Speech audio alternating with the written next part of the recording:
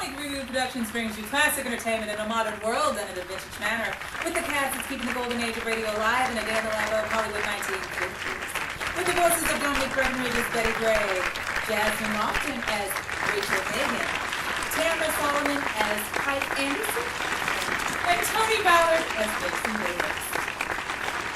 Tonight, we bring you Us As We Are, scripts, Mike, and the story. A Day in the Life of continues on bringing you something new. As we all know, everyone has a story on how two people meet, be it at school, in the park, through a friend, at a restaurant, or in this case, because of a note. Right you are. We said, because of a note. Come on, Lacey. You've held that torch long enough. For as long as Kenny has been dangling you on a rope, he's lit and distinguished you so much, you're burnt at both ends. That's just it. I am burnt out. Burnt out of the whole business of love and marriage and promises and commitments and life. No, none of that.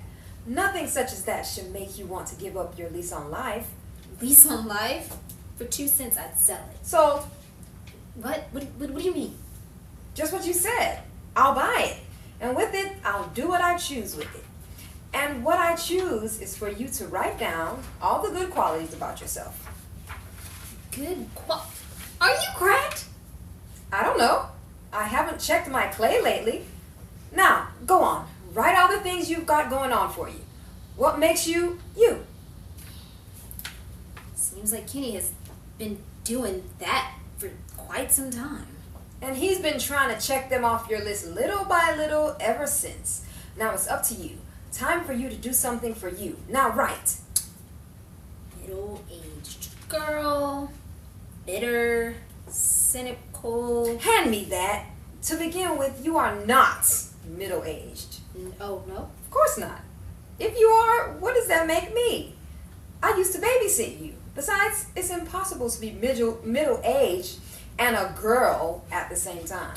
Not for Frank Sinatra, it's not, And if you should survive to see 105, you're among the very, very few young at heart. All right, old blue eyes. Why don't you start putting some lyrics down about yourself? Still say this is stupid. So did the shirt on the lady next to the fella, but she married him anyway. Now write.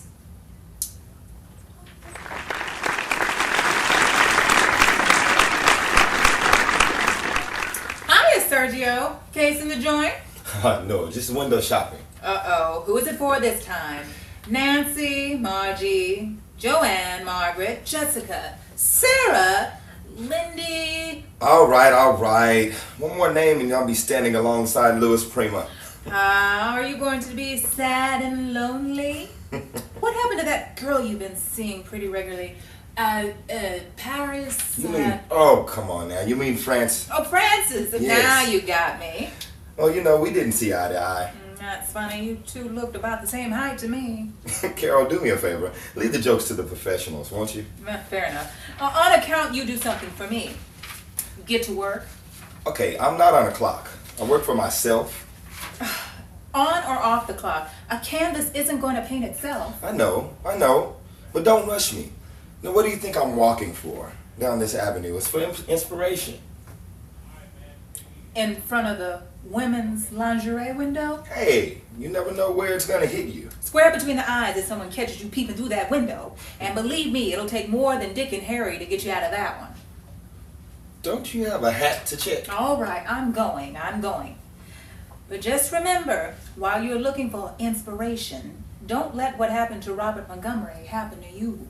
Ah, you watch too many Garbo pictures. On my paycheck, it's the only thing down at the Cineplex I can afford to watch. So long, kid. I'll see you, Carol. Strolling down the park one day in the early month of... What am I saying? This is a sidewalk and this is the middle of July. Ooh. This is absolutely ridiculous. I can't believe you're making me go along with this. Come on, lighten up. It'll do you good to be out amongst the trees and the birds. Oh, pardon me. I'm sorry. I'm sorry. Here you are. Now stop making excuses and finish that list. Beg pardon? You dropped something, sir. Who, me? Oh, no, this isn't mine. Laughable smile. Just enough laziness to be energetic about it. Just enough energy to be lazy. Obvious sense of humor.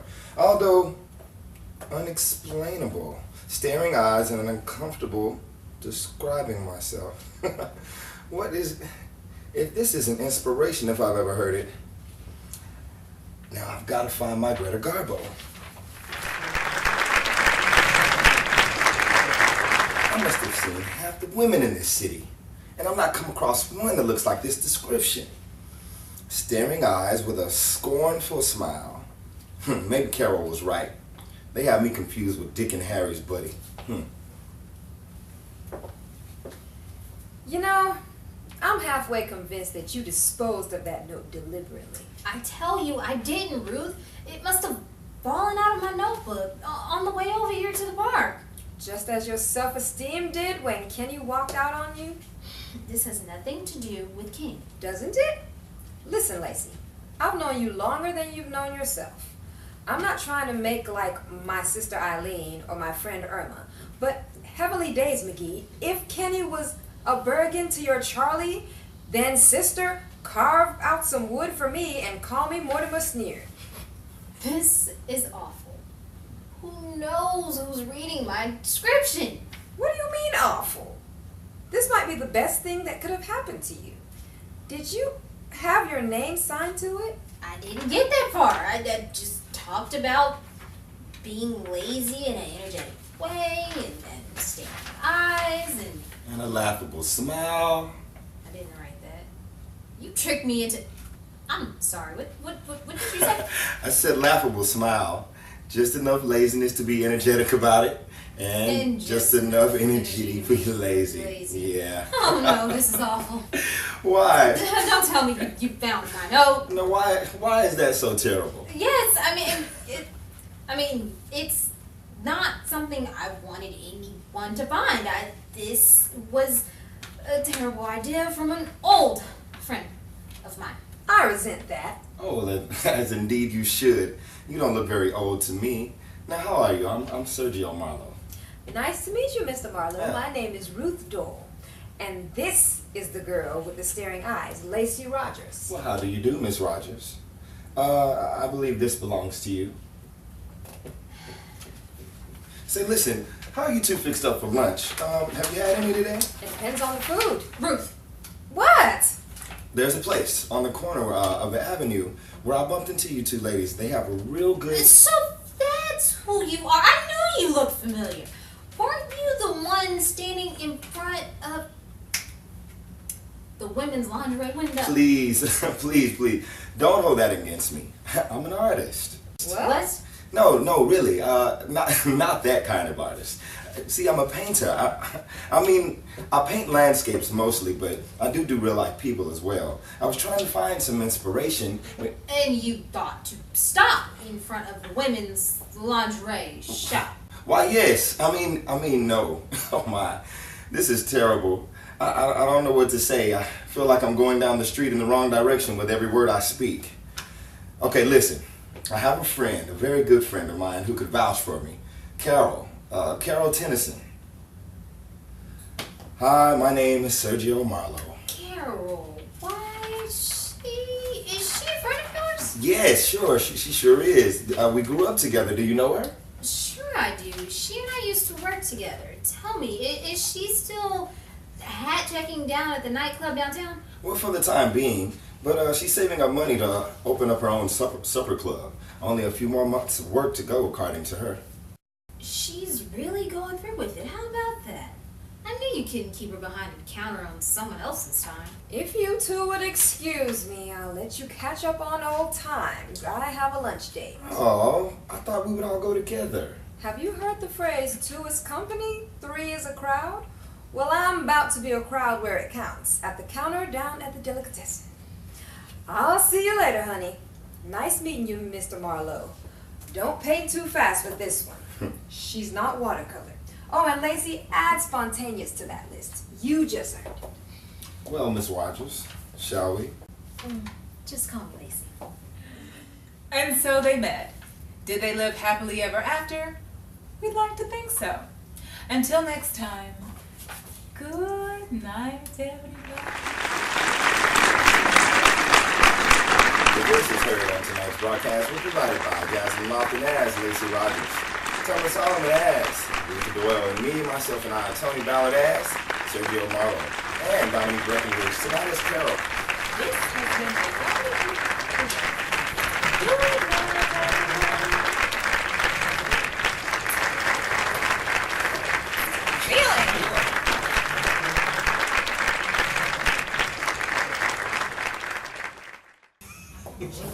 The first genius shaved her split one side of her hair off. Nobody else wanted to bring their coffee up? Oh well, don't mind if I do. Oh, my coffee's already inside of me. There's so many things I could do with that, but I'm not going to. This is the name of the show.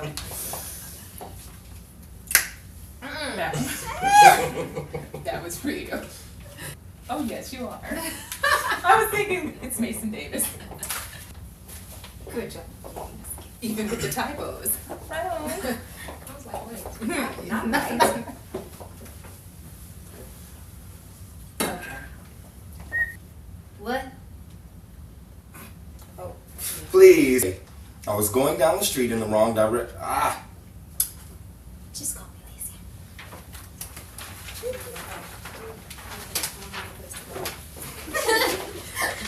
You guys could have just walked on, though. And oh yeah. Maybe if we had just stood there, she could have faded out. Should we just stand there? Oh man. We're doing that. That's not cute. Remix. That's not cute. Just hit that. Just call me Lacey, and just count to 5. Obviously. My count is 5. 3. Okay. That was Tony's coffee phone. What do you want? Great. I feel like I was behind the mic like half the time. Oh. I don't know. I was trying to like stand like close to T so I could be seen. Good. I don't ever know what the heck is going on. Oh.